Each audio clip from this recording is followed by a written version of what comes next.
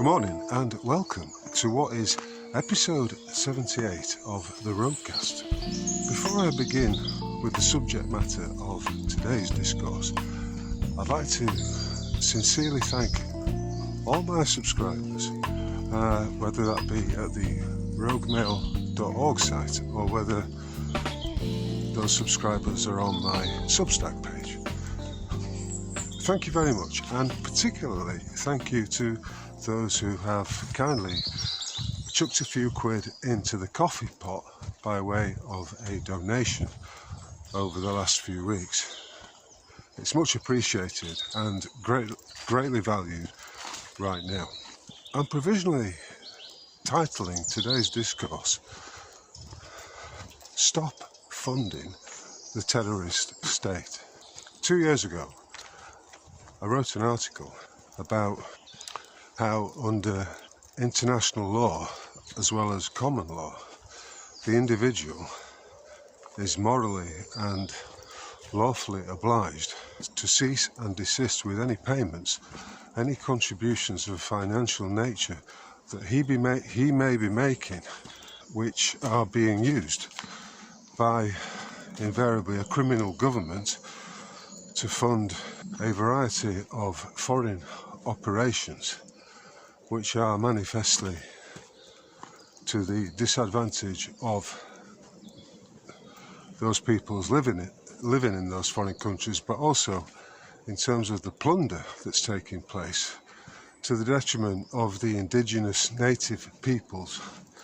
And I'm talking specifically here about those for whom the Isles of Britain are their place of nativity. In other words, the indigenous peoples of the Isles of Britain. If there is a message in today's Roadcast, this message extends to all of those who are living under what is essentially a common law jurisdiction, a common law jurisdiction that is founded upon thousands of years of what you might term British jurisprudence, going all the way back to Donald Moelmud some 3,000 years ago. If the legal system, by which I mean the fake, deceptive system of law, can be compared to a layer of bitumen, of asphalt, of sticky black tarmac, then it's fair to say that that legal system has been laid over the cobblestones of ancient common law jurisprudence. And if you are native to the Isles of Britain, to America, to Canada, to Australia, to New Zealand and South Africa, that is the law. That is the common law under which you, as a natural man or woman, effectively stand. And the legal system is but a chimera, a form of deception, a snake-tongued system of legalese that is essentially designed to screw you over to the benefit of the state. So, irrespective of whether your government is a captured operation, and you might say, well, aren't they all?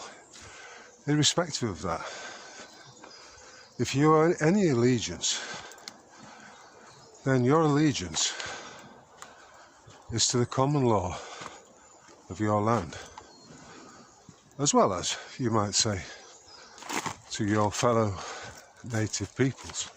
And anything that goes against that is by definition an act of treachery, of treason. And if you don't think treason is a thing these days, then take a look at the legislation below, which is still, to this day, in full cause and effect. You might also want to ask yourself why Tony Blair was so keen to remove treason as a crime on the statute books back in well, back some 20 odd years ago now. Whatever his motives, it certainly wasn't for the benefit of the native peoples of the Isles of Britain.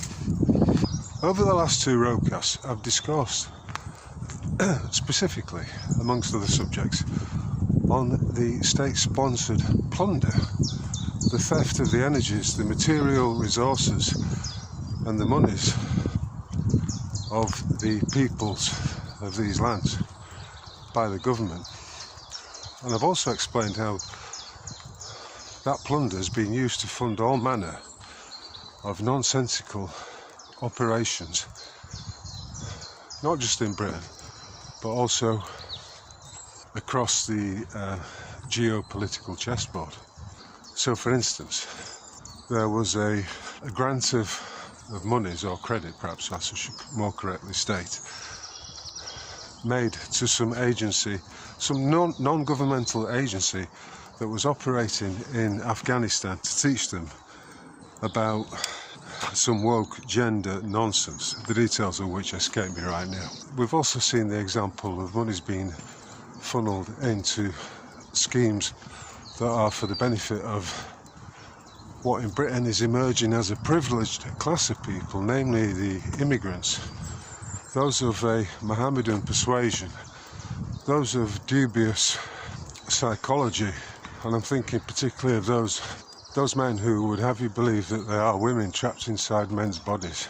There was also a funneling of monies into the Albanian prison system, if I remember correctly, which enabled or funded the said prison system for the purchase of some 15 electric vehicles. The list of these agencies that have benefited from this plunder is at the moment seemingly endless. So here's something which I wrote this morning. When your government is stealing your monies via taxation and using them to fund a Christo-Zionist genocide, think for instance over the last 25 years of Iraq, Afghanistan, Libya, Palestine, then you're obliged under moral and international law to cease funding it. In other words, you have a right to stop paying taxes to the IRS, to His Majesty's Revenue and Customs, HMRC, and all the rest of them. And if you stop paying those taxes on the grounds of morality and international law, then if I were a betting man, I would wager a large sum of money that none of those taxation collection agencies would take you to court. They wouldn't want it to go to court. They will take it no further on the simple basis that they would lose. It's an argument that they don't want to go anywhere near. And that, of course, is because in the final analysis, all taxation is unlawful. It is but state plunder. It also applies to the funding of so-called regime change organisations and the plethora of non- and governmental agencies that have initiated a series of so-called influential operations, like the fake pandemic, which was the imposition of a deadly serum delivered at mass needle point, a genocide, in other words. These gender awareness operations, the promotion of electrical vehicles, various initiatives that are designed to drive these foreign countries into so-called democracy, which, well, upon close examination, democracy doesn't exist. It's just mob rule by another name. And it's a form of government that is used to the advantage and to the benefit of the controllers. So on those listed grounds alone, you have the moral and lawful right to stop paying taxes, to stop funding the terrorist state, especially when that state is using the plunder to fund initiatives that are to the detriment of you as an indigenous man or woman. to that state and for the benefit of various foreign agencies. You know, and right now we've got the imposition, or the attempted imposition, of the 5G, of smart meters, the promotion of so-called green energy. We've got the initiative of the geoengineering that's taking place in the skies, of governments literally spraying the populace as though they were nothing more than a cloud of insects.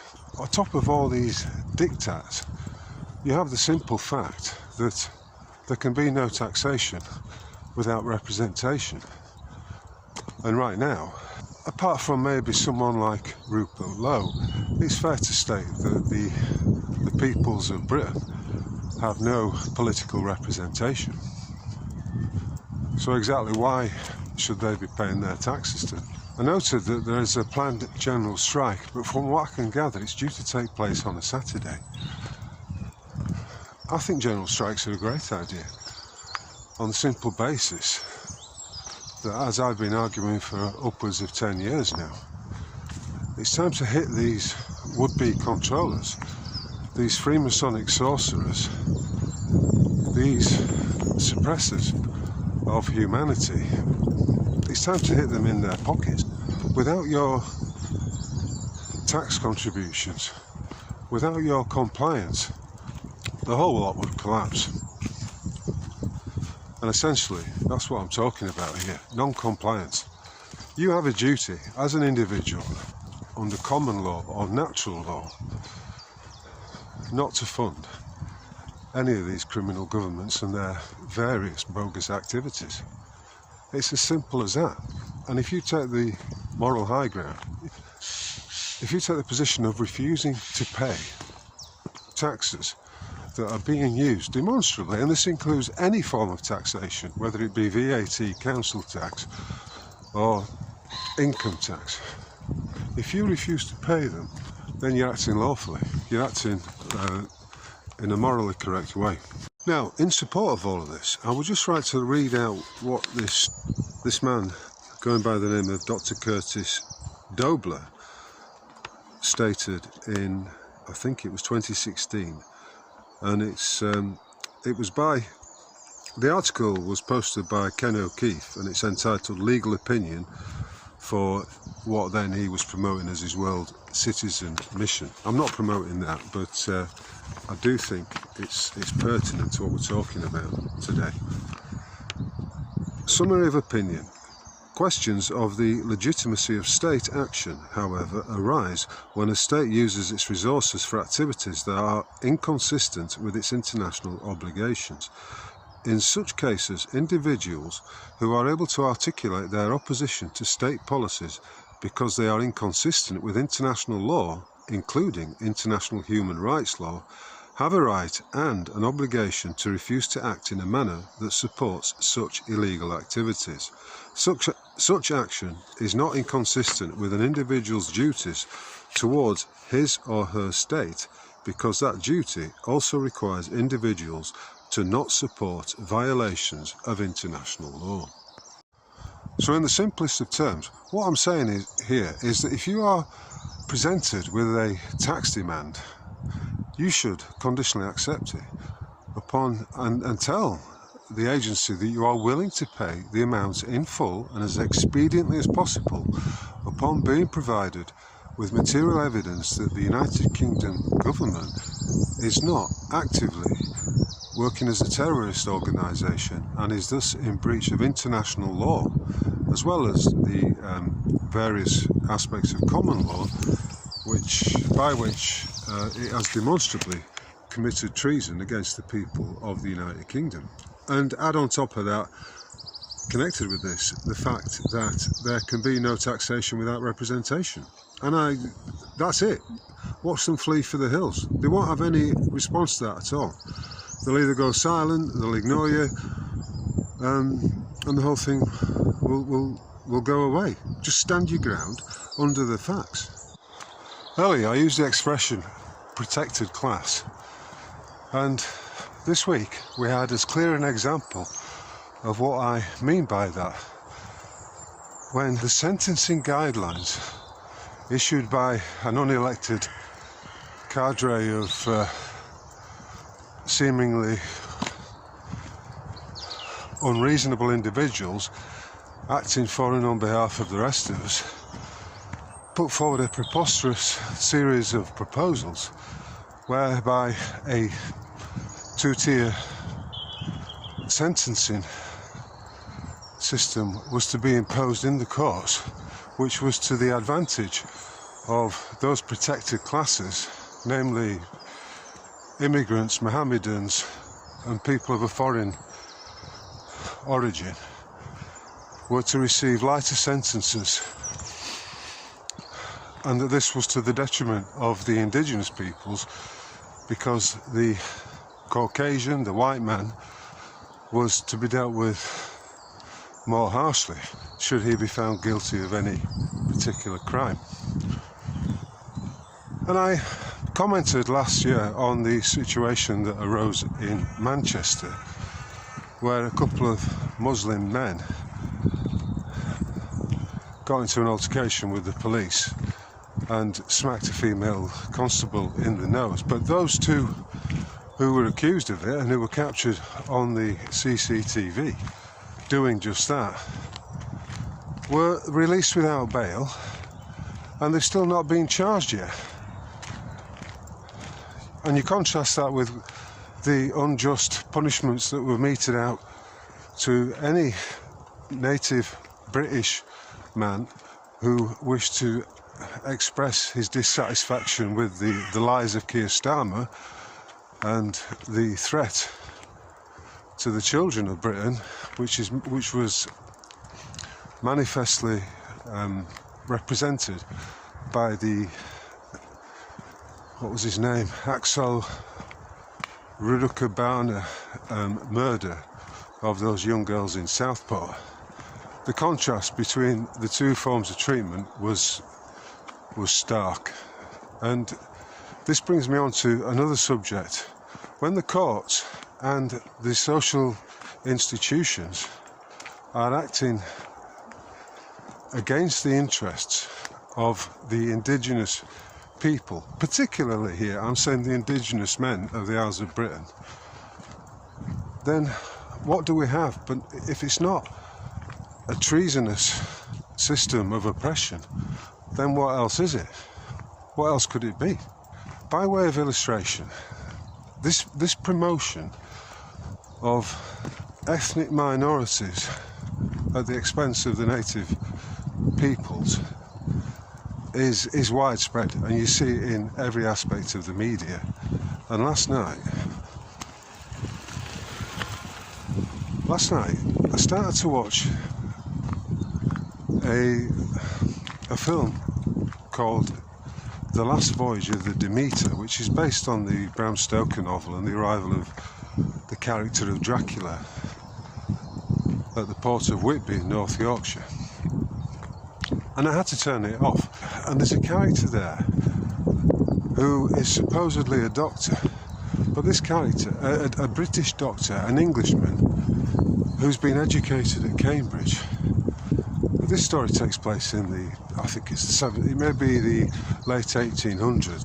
And the narrative would have you believe that this individual was educated at Cambridge, that he's a very skilled physician with a knowledge, a working knowledge of astronomy. In the film, the ship is sailing to England with a cargo of some 50 boxes which contain God knows what, but which clearly originate from Transylvania. And I didn't get that far, but are likely to contain the vampire Dracula and his various cohorts.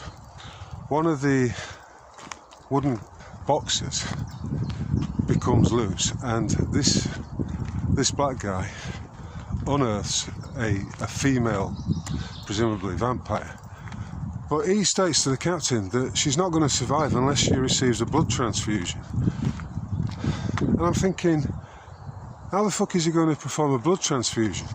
And of course you have these close-ups of a syringe going into the vein of the of the woman, and then it cuts to this black guy saying he's successfully carried out the transfusion, but she won't survive without further transfusions. And at this point, I just thought it's absolute nonsense, and I turned it off. Not simply because of the fake medical procedure that was in the narrative, but largely because, you know, the notion that there would be a black guy who was trained as a doctor, having been to Cambridge University at that time in history, is a lot of fucking nonsense. It's absolutely ridiculous. And I thought, well, what was an interesting premise for a film has been ruined by this woke nonsense, this insertion, as if it's obligatory. And I know you will perhaps get, if you include more ethnic types in your film production, you may well qualify for certain grants which of course are flowing from what I've already identified as the state plunder that is enforced by way of taxation. Then I got to thinking about whether or not I am actually a racist. And it's an interesting question. I mean, first of all, a racist is someone who is prejudiced against other people on the basis of their ethnicity or the colour of their skin. And most people would agree that it's wrong to be prejudiced against someone on such a superficial basis as to, you know, what particular shade of skin that individual has. And that, to me, is logical. However, it's all become weaponised. It's fair to state that back in 1988, when I was 22, I was pretty much a fully paid up member of the anti-racist brigade. You know, I went into the teaching profession and I'd been fed, largely through my postgraduate certificate in education course, which I took at Manchester University, I'd been fed this sort of anti-racist doctrine, which at the time made sense to me, and which I thought I could be a part of making the system fairer in my role as a teacher. And so I ended up at a school as my first post at a school in Leicester, which, strangely, looking back at it, in 1988 was largely made up of the children of Muslim immigrants, some of those children had recently arrived in the country. All of them spoke English as a second language, and the white children, the native children, were in a minority at that place.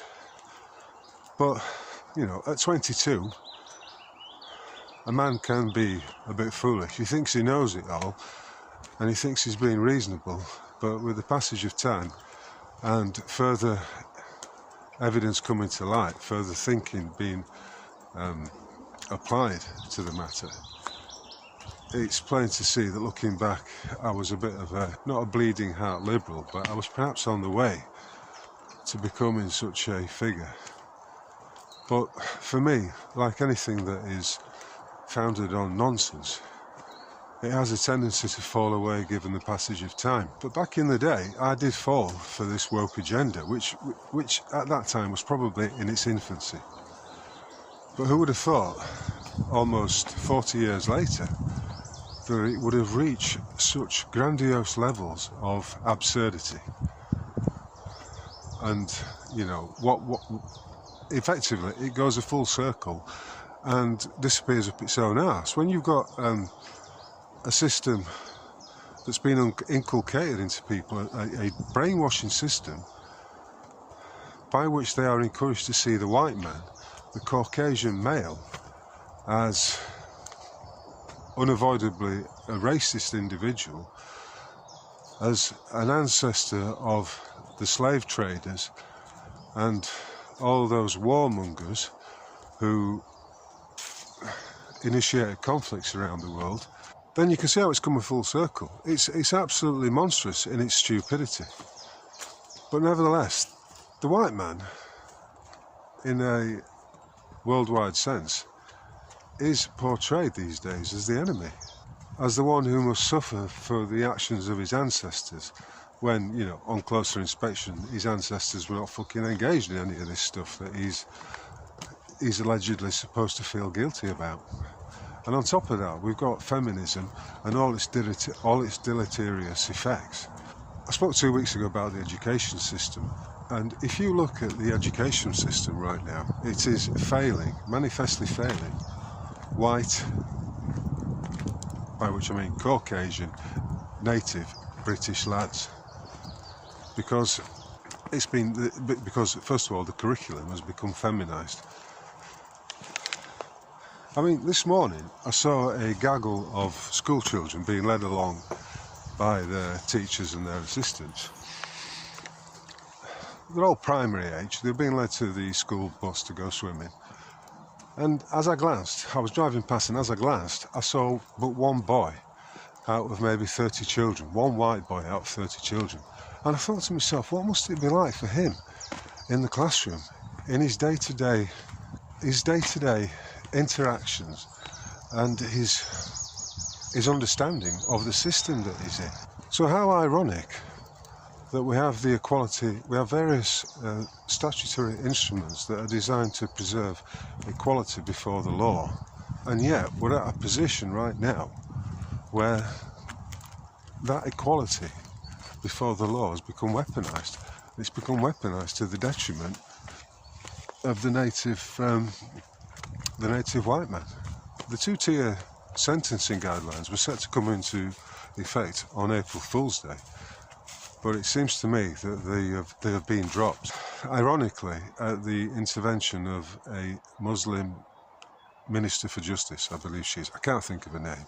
Now, whether this is a victory for common sense, or it's simply that they couldn't impose them because they were manifestly unworkable, I'm not sure. But that did appear to be a victory for what is truly the law.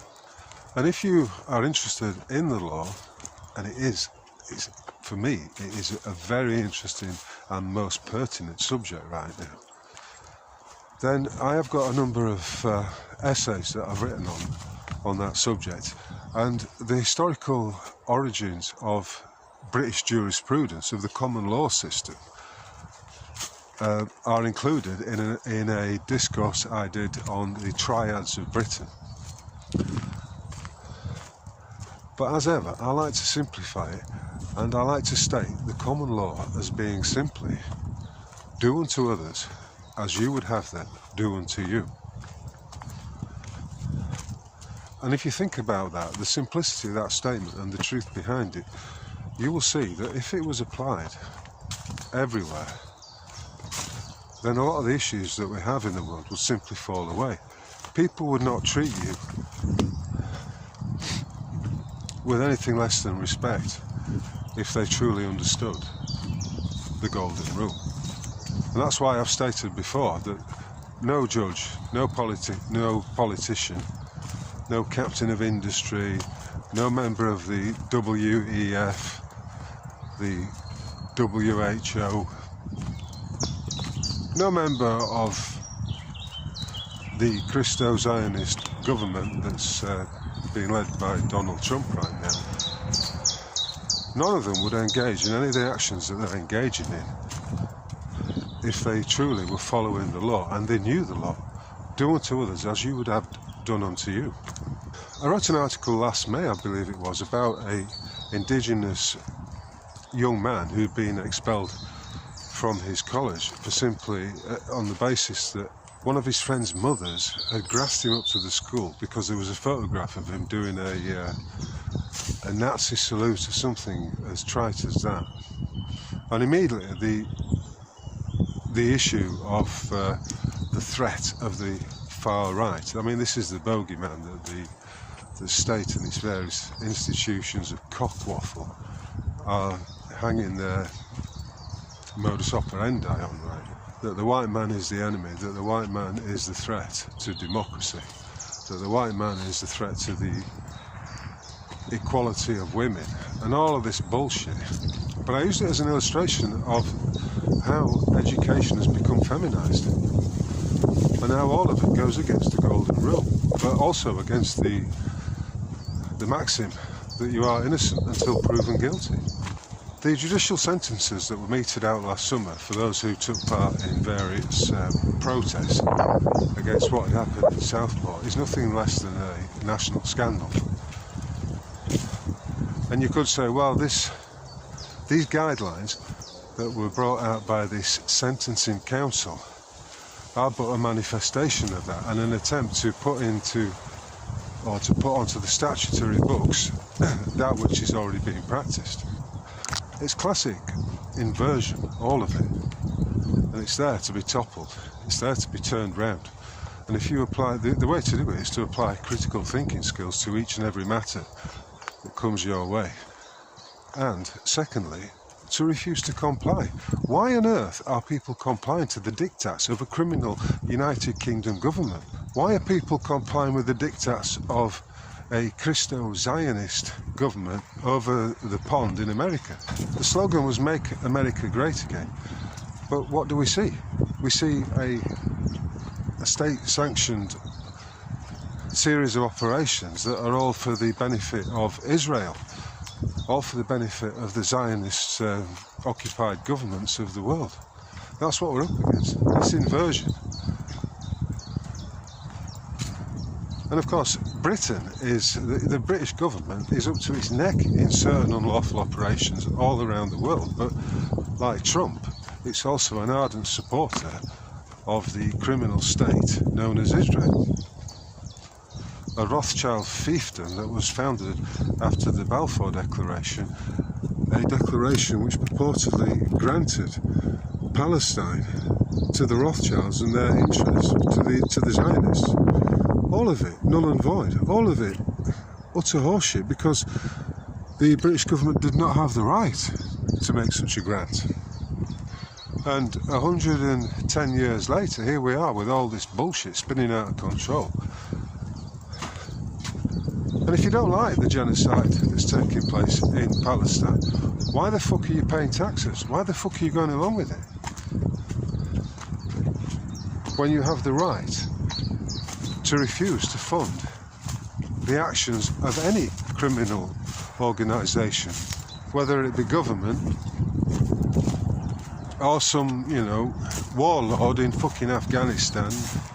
And some people will say, well, you've got to pay your taxes, we have to fund, who's going to build the roads? Who's going to fund the hospital? Blah, blah, blah.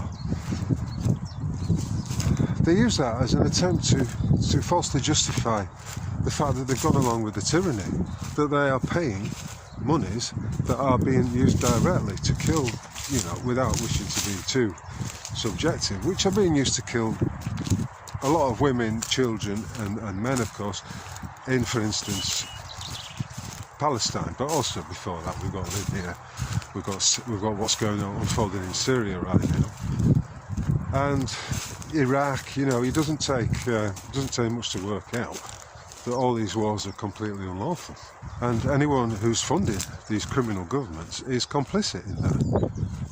If you're listening to what I'm talking about now and you understand what I'm saying, and yet you still continue to pay your taxes, and I know some taxes are unavoidable, like for instance beer tax or petrol tax, but if you're paying income tax, council tax and all the rest of it, then you are actively funding not just a captured government, a terrorist government that is carrying out unlawful acts right around the world.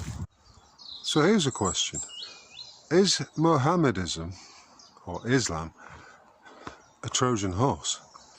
In the UK, the criminal government is looking to bring out legislation that puts Islamophobia onto the statute books. If you're convicted of being what they determine as Islamophobic, then you can expect some kind of punishment, whether it's a fine or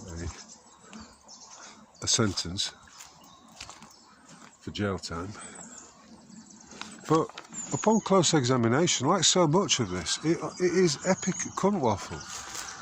I suppose really I should use the correct term when I say it's empty rhetoric. It just does not make any sense at all when you examine the details closely. Remember, the most brainwashed amongst us are those who are so-called educated, meaning that they are able to repeat ad nauseum the lies, distortions and fallacies that they'd been fed by the miseducation system, the agencies of propaganda and all the diktats that spew from the mouths of these mealy-mouthed politicians who are but puppets. If you don't believe me, think how many of that so-called educated class simply complied with the diktats during the pandemic and eventually rolled up their sleeves to take the poisonous serum. And all the while they falsely believe that they are superior to other people because they have these pieces of paper that show they are educated, when perhaps the reality is that those pieces of paper simply show how gullible they are and how readily they have swallowed the lies and distortions that have been fed to them. Such people, and many of them are existing in government now, all forms, such people would have you believe that there is such a thing as Islamophobia and that it's not just a made-up expression. Islam means surrender. Phobia means extreme or irrational fear or dislike of a specified thing or group. A fear or a dislike. Let's just dig into this. So, if you are an Islamophobe, they are set, by definition, that is someone who has a fear or dislike of the mental construct, the religious bind of Mohammedanism or Islam. You're fearful of it. It's very interesting how the language becomes weaponized in this way. But what if you're absolutely indifferent to it? If you don't give a fuck about it at all? If you have no interest in it whatsoever?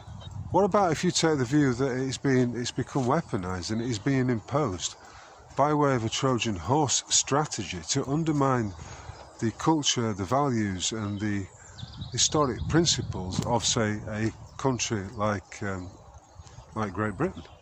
Because if you look at it from that perspective, to be promoting this thing, this made-up nonsense, is effectively to be a traitor, to be committing treason against the indigenous peoples. Look at the Kalergi Plan. And after you've read the Kalergi Plan and you've seen the unfettered immigration that's taken place and the special treatment meted out to those migrants of a Islamic or Mohammedan persuasion, then you can see what I mean by a Trojan horse. And so they know there's going to be a backlash to this, so they effectively put forward this notion that there is such a thing as Islamophobia, which is just a made-up nonsensical term. I always understood terms like agoraphobia and claustrophobia, where individuals do have a strong resistance to being out in the open or to being in confined spaces, to the point where it hampers them and it clouds their ability to think. But I have never seen in reality such a thing as Islamophobia. I don't believe it really exists. What I'm getting at is, of course, for a phobia to exist, for a genuine phobia to exist, there has to be some irrational aspect to it. There is an expression, the truth does not fear examination. And from that we can extrapolate exactly what's going on here when we talk about the inculcation of these notions like Islamophobia and anti-Semite or anti-Semitism, because those are largely defensive actions. All those statutory legislative orders and diktats that are being put in place to protect those certain privileged classes of people, namely those who follow the Torah and those who follow the teachings of the Prophet, notice the term, Muhammad, are effectively protected classes. My point is, if they were expressions of the truth, then there would be no requirement whatsoever to have all this legislative nonsense in place that are essentially bulwarks to defend those two religions. If they were truthful, they wouldn't need any defence. You wouldn't need the Anti-Defamation League. You wouldn't need legislation that declares Islamophobia to be a thing. Because what I'm talking about as ever is the critical analysis, applying critical thinking to these subjects, to discuss them. Not because you have an irrational dislike or fear of them, but because they are subjects worthy of consideration. Remember, the truth fears not investigation. So why is it, interestingly, that these two religions, religion of course means to bind the mind, why is it that these two, Zionism, Judaism and Mohammedism or Islam, require such defences? Could it be possibly because they are not founded in the truth, that they are not founded in logos, in reason, that they are essentially merely devices for entrapping, controlling and tying down the minds of their followers, which are obviously in the millions? Could that be the reason behind it? There's a couple of subjects which came into my purview recently, and the first one is one that fits to the narrative I've been going into here about plunder, about state plunder. Another form of plunder is, of course, inflation. Inflation, of course, is simply when the price of everything constantly goes up and the income of the individual stays the same, or does not keep pace with it. So effectively, the pound in your pocket, it becomes increasingly devalued to the point where you can no longer buy the same number of items that you previously could for £1. And what came into onto my Twitter feed this morning was interesting in regard to the polo mint. A packet of polo mints now costs £1.19. 30 years ago, which would be 1995, you could buy a packet of polo mints for 35 pence. Another subject which came into the feed this morning was apparently the EU, which is a criminal mafioso entity of unelected quangos and individuals whose interests are manifestly against those of the native peoples of Europe, who they claim to represent. The EU is threatening to fine Elon Musk's platform X for spreading disinformation. A fine, purportedly, of some $1 billion. Now, my question is this.